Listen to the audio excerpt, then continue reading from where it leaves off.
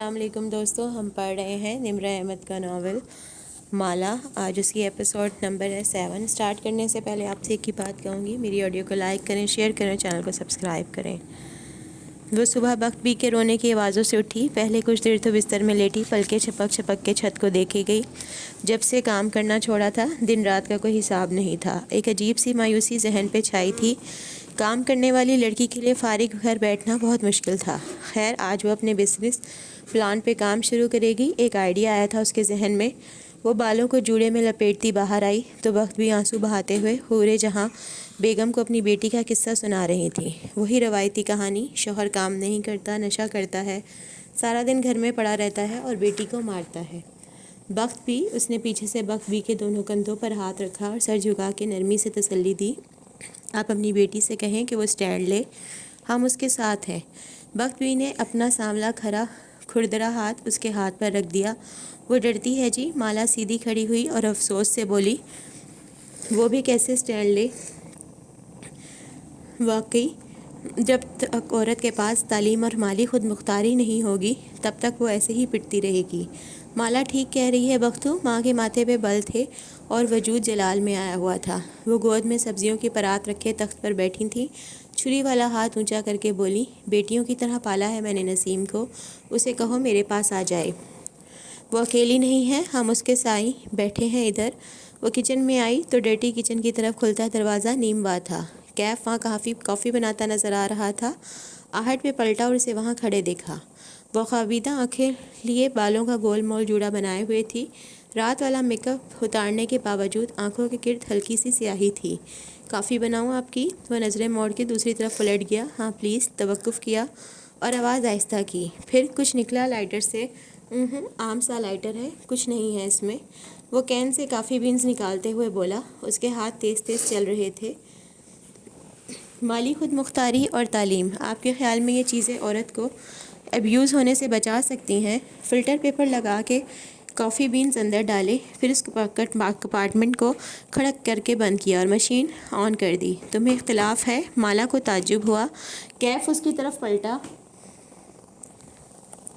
Counter سے ٹیک لگائی اور سینے پہ بازو لپیٹ لیے۔ جوگرز کی کینچی بنا لی۔ ساری لڑکیاں ابیوز ہوتی ہیں باس۔ بخت بی بی کی بیٹی اپنے شوہر کے ہاتھوں اور ایلیٹ کلاس کی لڑکی اپنے بوائے فرینڈ کے ہاتھوں، یہ دونوں باتیں مختلف ہیں۔ کافی میکر سے پانی ابلنے کی آواز آ رہی تھی۔ سارے میں کافی کی خوشبو پھیل گئی تھی۔ ایک ہی بات ہے، غریب کی لڑکی چائے دیر سے لائے تو شوہر کا موڈ خراب ہوتا ہے، وہ اس کو مارتا ہے۔ امیر کی لڑکی پارٹنر کے ساتھ ڈرگز نہ کرے تو پارٹنر کا موڈ خراب ہو جاتا ہے، اس کو خوش رکھنے کے لیے وہ ڈرگز پہ لگ جاتی ہے، دونوں ابیوز ہوتی ہیں، غریب لڑکی بھی اور امیر پڑھی لکھی لڑکی بھی۔ تو وجہ کیا ہے؟ وجہ یہ ہے باس کہ کسی نے عورتوں کو نہیں سکھایا کہ مردوں کے ساتھ کیسے رہنا ہے، اور کسی نے مردوں کو نہیں سکھایا کہ عورتوں کے ساتھ کیسے رہنا ہے۔ کافی گرم مگ اس کی طرف بڑھایا۔ انٹرسٹنگ۔ خیر، آج جیولرز پہ چلنا ہے، گولڈ لینا ہے تو چند دن ٹھہر جائیں۔ وہ اب کافی کے لیے فریش بینز ڈال رہا تھا۔ تولہ ابھی 1,17,000 کا ہے، ایک ہفتے میں یہ 90,000 تک گرے گا۔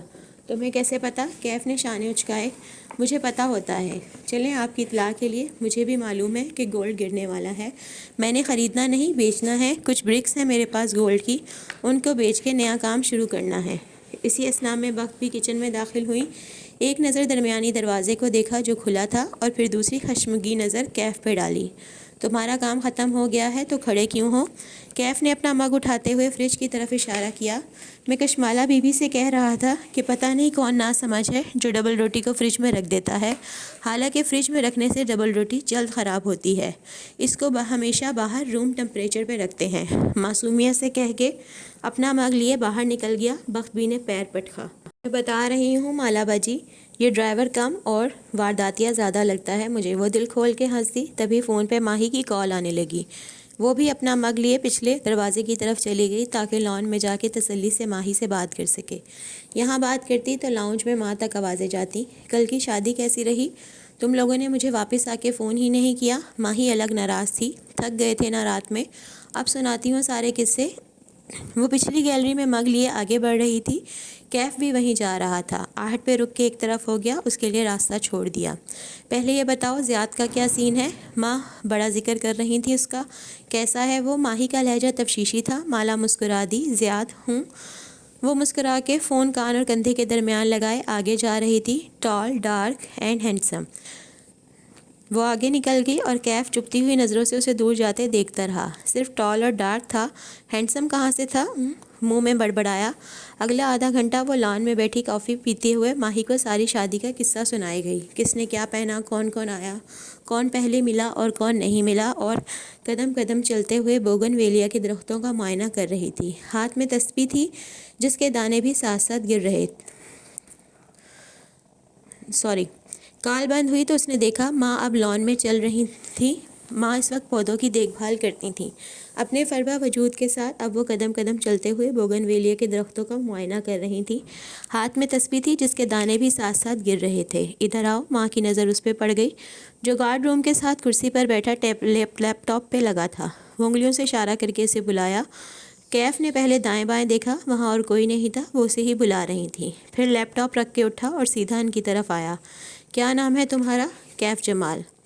کب سے تم نے پودوں کو پانی نہیں لگایا؟ تنخواہ کس بات کی لیتے ہو؟ ابھی لگا دیتا ہوں. اب کیوں؟ شام میں یا صبح میں لگاتے ہیں پانی.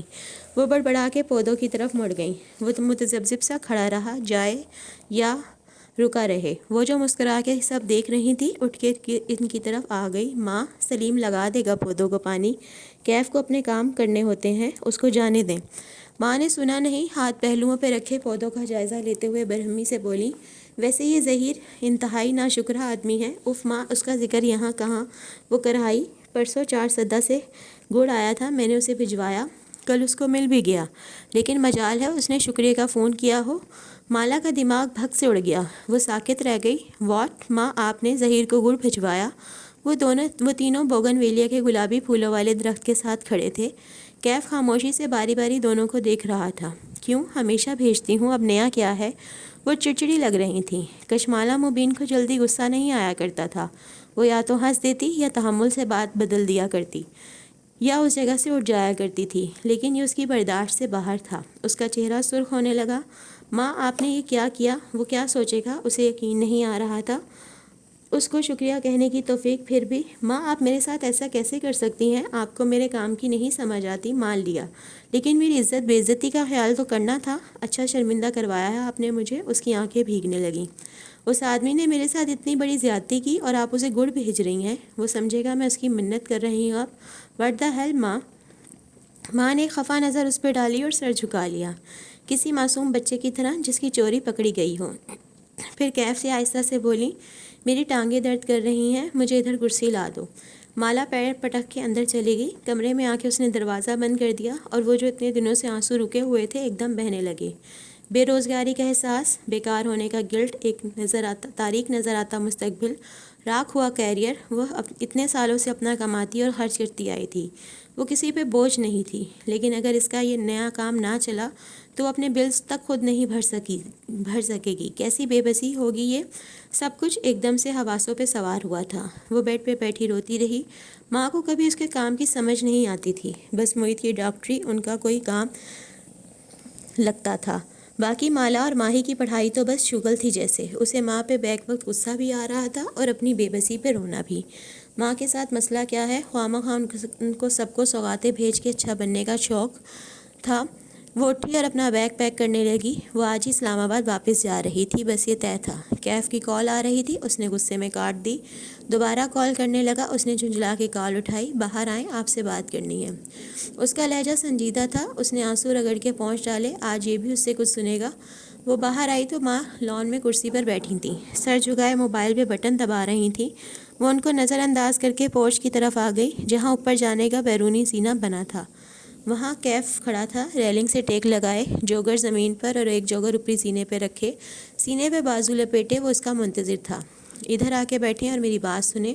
اس کی روئی روئی گلابی آنکھیں دیکھ کے سنجیدگی سے بولا. سامنے خالی کرسی رکھی تھی. وہ ناک سکیڑ کے گیلی سانس اندر کھینچتی کرسی پہ آ بیٹھی، ٹانگ پہ ٹانگ جمائی. کیا مسئلہ ہے؟ لہجہ سخت تھا. میں ابھی سن رہا تھا جو آپ اپنی ماں سے کہہ رہی تھیں. وہ کھنکھارا. کشمالہ کے ماتھے پہ شکنیں ابھری. کیف، تم اپنے کان اور منہ بند کرنا سیکھو. مجھے بالکل پسند نہیں تم میرے گھر کی باتیں سنو یا ان پہ تبصرہ کرو. وہ سنجیدگی سے اسے دیکھے گیا، پھر بولا تو آواز آہستہ تھی. اپریل میں گڑ نہیں ہوتا کشمالہ بی بی. 4 سدہ کا گڑ سیزن مارچ میں ختم ہو جاتا ہے. وہ ایک دم بالکل ٹھہر گئی، ساکن ہوا رک گئی، شاید اس کا سانس بھی۔ میں نے سلیم سے پوچھا ہے، فروری کے بعد 4 سدہ سے کوئی گڑ نہیں آیا؟ نہ آنٹی نے کسی کو بھیجا ہے، وہ اس کی آنکھوں کو بغور دیکھتے ہوئے کہہ رہا تھا، اور تب اسے یاد آیا ماں نے ظہیر کو جنوری میں گڑ بھیجا تھا اور اس نے شکریہ کا فون نہیں کیا تھا۔ کیف پہلے سینے پہ بیٹھ گیا اور سنجیدگی سے اسے دیکھتے ہوئے بات جاری رکھی۔ آنٹی نے مجھ سے 4 دفعہ پوچھا ہے کہ میں کون ہوں۔ وہ اپنی بات بار بار دہراتی ہیں، وہ چیزیں بھول رہی ہیں، ان کے ذہن میں نئی یادداشتیں نہیں بن رہی، یا شاید وہ وقت کا حساب کھو رہی ہیں۔ پورچ کی فضا بالکل ساکن تھی، نہ وہاں پھولوں کی خوشبو تھی، نہ پودوں کا سبزہ۔ ہر شے کو زوال آ گیا تھا۔ کشمالہ اس کی آنکھوں میں دیکھتے ہوئے وہ ٹھہر ٹھہر کے بولا، آپ کی ماں بیمار ہے؟ اس کا چہرہ سفید پڑتا گیا، جیسے کسی برفانی رات میں گھر سے باہر گم ہو جانے والے کا ہوتا ہے۔ نہ جان تھی نہ سانس تھی۔ وہ کسی خواب کسی کیفیت میں اٹھی، قدم من بھر کے ہو رہے تھے۔ یونیورسٹی، کالج، کتابیں سب یہ سکھاتے ہیں کہ کامیاب کیسے ہونا ہے، کوئی یہ کیوں نہیں سکھاتا کہ ناکام کیسے ہونا ہے؟ وہ گھاس پہ قدم اٹھاتی لان چیئرز کی طرف بڑھ رہی تھی۔ ماں وہاں اکیلی بیٹھی تھیں، سر جھکائے موبائل پہ لگی۔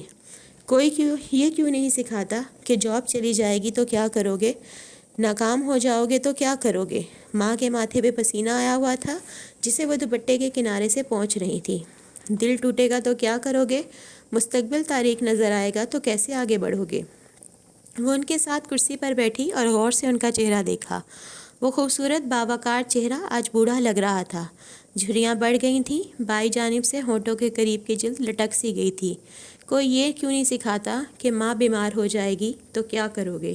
وہ شاید ماہی کو میسج لکھ رہی تھی، آہستہ آہستہ ٹائپ کرتی تھی۔ مالا نے نرمی سے انگلیوں کی پشت ان کے گال پہ پھیری۔ انہوں نے چونک کے اسے دیکھا۔ ماں، اس نے گیلی آواز میں پکارا، آپ نے ظہیر کو گڑ بھیجا تھا؟ میں نے نہیں تو۔ انہوں نے حیرت سے نفی میں دائیں بائیں سر ہلایا۔ حرکت میں ایک بے بسی معصومیت تھی، آنکھوں میں کچھ کھوئے کھوئے سے ہونے کا احساس تھا۔ گڑ تو سردیوں میں ہوتا ہے مالا۔ وہ نرمی سے ان کے چہرے پہ انگلیوں کی پشت پھیر گئی۔ کچھ مختلف سے تھا ان کے چہرے پہ۔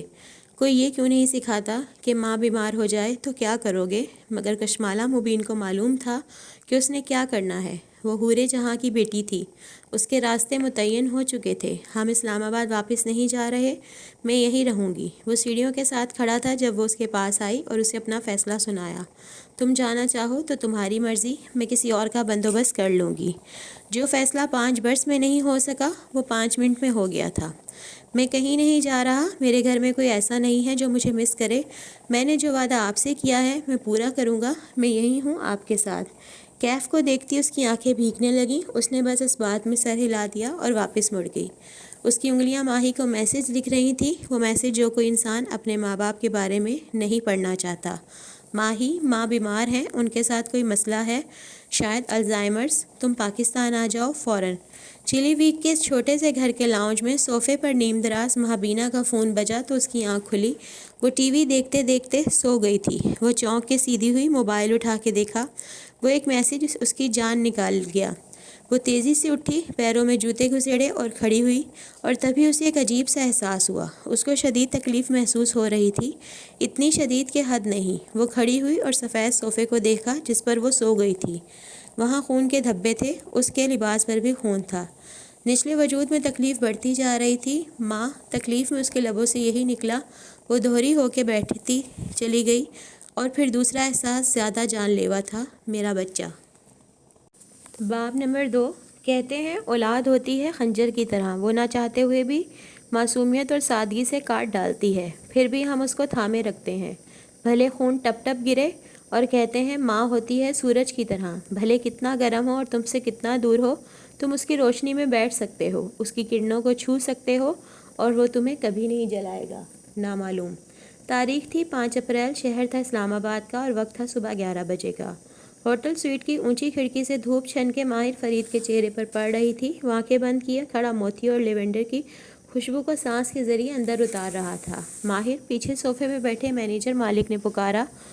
انتقام کے سفر پہ نکلنے والے کو چاہیے کہ وہ 2 قبریں کھودے، ایک دشمن کی اور ایک خود اپنی۔ یہ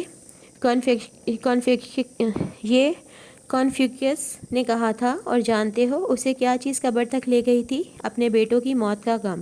وہ آنکھیں بند کیے کہہ رہا تھا، سر سی سرگوشی میں، موت سے بڑا کوئی غم نہیں ہے مالک۔ तभी डोरबेल बजी। फरीद इसी तरह आंखें बंद किए खड़ा रहा। मालिक कदरे चौंक के उठा और दरवाजे की तरफ बढ़ा। दरवाजे के पार कैफ जमाल रकम का पैकेट लिए खड़ा था। मालिक ने सर से पैर तक देखा और फिर मुड़ के माहिर को। वह हनूज इसी तरह खड़ा था। इसे आने दो, मुझे मालूम था ये वापस आएगा। वो मुड़े बिना बोला। मालिक ने उस लड़के को घूरते हुए रास्ता छोड़ दिया। मैं ये नहीं कर सकता। कैफ सोफे तक आया और पैकेट मेज़ पर रख दिया। उसके चेहरे पे शदीद इज़्तिराब था। माहिर फरीद बिलाखिर उसकी तरफ घूमा। उसके तासुरात स्पाट थे, हाथ पैंट की जेबों में थे। क्या रकम कम है? सादगी से सवाल किया, जो कैफ जमाल को पत्थर की तरह लगा। आपको लगता है आप हर इंसान को पैसे से ख़रीद सकते हैं? क्यों? क्या मैंने 3 मिनट पहले तुम्हें नहीं ख़रीदा? वो सोफ़े के पीछे से निकल के कैफ के सामने आ खड़ा हुआ, फिर मालिक की तरफ गर्दन मोड़ी। हमने अपने मेहमान को चाय कहवा नहीं पूछा? कहवा नहीं, कॉफ़ी। मालिक ने खनखारते हुए इसे नज़रों में तादीबी इशारा किया। मैं कॉफ़ी पीने वापस नहीं आया, मैं इस सवाल का जवाब लेने आया हूँ जो आपने मुझे नहीं दिया। कैफ ने नागवारी से सामने खड़े वजी और दराज कद आदमी को देखा। आप ये काम मुझसे क्यों करवाना चाहते हैं? आप किसी को भी ख़रीद सकते थे। उसने ये क्यों दूसरी दफ़ा पूछा था। माहिर फरीद के लबों पे मुस्कुराहट बिखर गई। उसने एक नज़र मालिक को देखा। उसे बता दें क्यों? माहिर। मालिक ने सफ़ेद आबरू उठा के तंबीह की। माहिर और कैफ आमने सामने घड़ी की 6 और 12 सुइयों की तरह खड़े थे और मालिक एक तरफ 9 की सुई बना बैठा था। मैंने तुम्हारा इंतखाब इसलिए किया क्योंकि मुझे तुम्हारा नाम पसंद आया था। बाकी जितने लोगों की प्रोफाइल्स मुझे मालिक ने दिखाई थी, उनके नाम बोरिंग थे। नाम के अलावा तुम्हारे अंदर कोई काबिल तवज्जो शय नहीं थी। वो मुस्कुरा के बोला। मालिक ने जैसे रिलैक्स होकर सांस लिया। उसके तने असाब ढीले पड़ गए। एक लम्हे को तो उसे लगा था माहिर फरीद इस नौजवान को असल बात बताने जा रहा है, लेकिन खैर।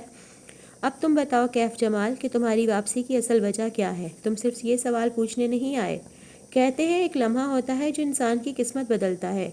एक लम्हे में कोई ताल्लुक टूट जाता है। एक लम्हे की बेदहानी एक्सीडेंट करवा देती है। एक लम्हा किसी की मोहब्बत में मुब्तला कर देता है।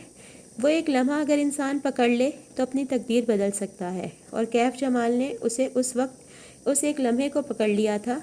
मालिक को माहिर को मना करना और माहिर फरीद का आगे से बात बना देना। भले कैफ जमाल एक नाकाम इंसान था और वो माहिर फरीद और इस सफ़ेद बालों वाले जैसा शातिर नहीं था, लेकिन वो ज़हीन था, और इस एक लम्हे ने कैफ जमाल को ये बता दिया था कि कोई वजह थी जिसके बाइस ये अमीर साइकोपैथ कैफ जमाल से मदद लेने पे मजबूर था। वो ये काम किसी और से नहीं करवा सकता था। माहिर फरीद को उसकी ज़रूरत थी। उसके जहन पे छाया उस बरतानवी बिजनेसमैन का सारा रोब और खौफ चुटकी में हवा हुआ।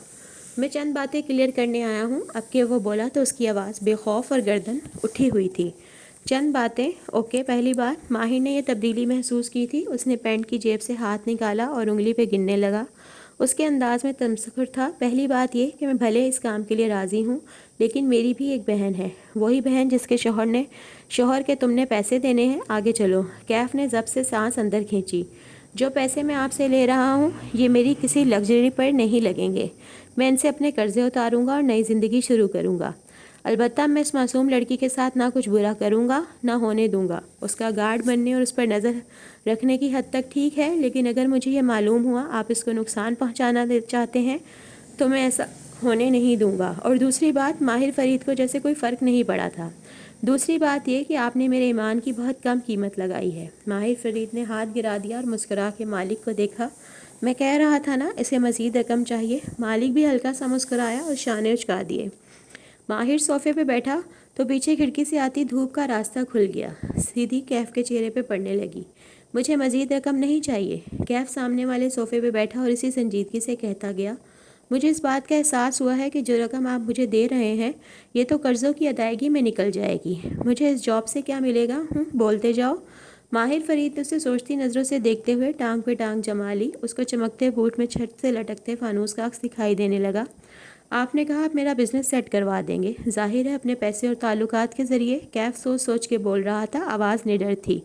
लेकिन मैं चाहता हूँ कि आप ये अपने ज़रिए भी करें। मतलब ये कि मेरे बिज़नेस हमेशा फ्लॉप इसलिए होते हैं क्योंकि कोई मुझे मेरी गलती नहीं बताता।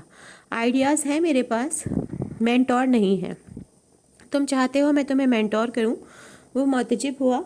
آپ کر سکتے ہیں، آپ ایک کامیاب بزنس مین دکھائی دیتے ہیں۔ وہ پہلی دفعہ ماہر فرید کے سامنے ٹیک لگا کے بیٹھا، دل البتہ زور زور سے دھک دھک کر رہا تھا۔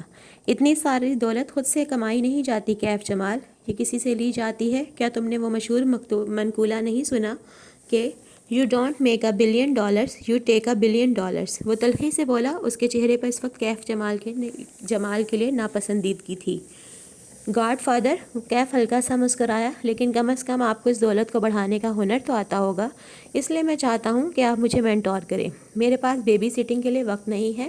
مگر کیف سن نہیں رہا تھا، وہ کہے جا رہا تھا، جب تک میں آپ کے اس کام کا حصہ ہوں، میں ساتھ ساتھ اپنے نئے بزنس پلان پہ بھی کام کروں گا۔ 2 ماہ کے اختتام پہ جب گارڈ والی جاب ختم ہو جائے گی، میں اپنا پلان لے کر آپ کے پاس آؤں گا۔ آپ اس پلان کو دیکھیں گے، اس کی اصلاح کریں گے اور اس کو عمل میں لانے میں میری مدد کریں گے۔ مالک کے چہرے سے لگ رہا تھا کہ اب وہ شدید اکتا چکا ہے۔ سنو لڑکے، اب تم اپنے قد سے بڑی باتیں کر رہے ہو، ہمارے پاس اتنا وقت نہیں ہے۔ 1 منٹ مالک، ماہر فرید نے ہاتھ اٹھا کے اسے روکا اور کیف کی آنکھوں میں جھانکا۔ میرے مینٹور کرنے سے تمہیں لگتا ہے تم کامیاب ہو جاؤ گے؟ جی بالکل۔ ماہر ہلکا سا ہنسا۔ تم نے کامیاب ہونا ہوتا تو اب تک ہو چکے ہوتے۔ تم کیف جمال ایک ناکام انسان ہو اور تمہارا بزنس پلان اس دفعہ بھی ناکام ہوگا۔ کیف کے چہرے پہ کئی رنگ آ کے گزرے، اس کے ہونٹ بھج گئے۔ میرا بزنس پلان دیکھے بغیر آپ مجھے ناکام کیسے کہہ سکتے ہیں؟ کیونکہ وہ بزنس پلان کبھی نہیں بنے گا۔ تم اگلے 2 ماہ ضائع کر دو گے، وہ بے رحمی سے بولا۔ اگر 2 ماہ بعد آپ کے پاس اپنا پلان لے کر آ گیا تو؟ ماہر فرید پھر سے ہنس دیا۔ چلو آج تم پہ ایک تجربہ کرتے ہیں کیف جمال۔ ماہر، مالک نے تنبیہ کی، لیکن وہ اسے نہیں دیکھ رہا تھا۔ وہ اس صورتحال سے لطف اندوز ہو رہا تھا۔ میں اکثر سوچتا تھا کہ کیا ایک انسان تمام وسائل کے باوجود ناکام ہو سکتا ہے؟ کیونکہ آدھی انسانیت اپنی ناکامی کا ذمہ دار اور وسائل کی کمی اور غربت کو ٹھہراتی ہے۔